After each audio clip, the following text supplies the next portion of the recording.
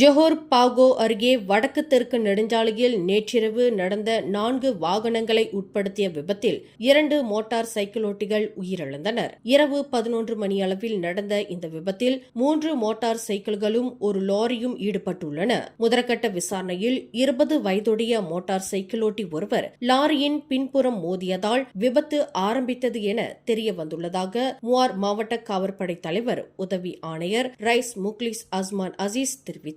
மோதிய வேகத்தில் தூக்கி வீசப்பட்ட மோட்டார் சைக்கிளோட்டி மீது பின்னால் வந்த 2 மோட்டார் சைக்கிள்கள் அடுத்தடுத்து மோதியதில் இரண்டாவது மோட்டார் சைக்கிள் ஓட்டிய 24 வயது இளைஞரும் சம்பவ இடத்திலேயே உயிரிழந்தார். தலையிலும் உடலிலும் பலத்த காயமடைந்த இந்த 2 மோட்டார் சைக்கிளோட்டிகளும் சம்பவ இடத்திலேயே மரணம் அடைந்ததாக மருத்துவ குழு உறுதிப்படுத்தியது. விபத்தில் சிக்கிய மற்ற மோட்டார் சைக்கிளோட்டி பலத்த காயங்களுடன் மருத்துவமனையில் சிகிச்சை பெற்று வருகிறார். மேலும் செய்திகளை தெரிந்து கொள்ள கீழே இருக்கும் பெல் பட்டனை அழுத்துங்கள்.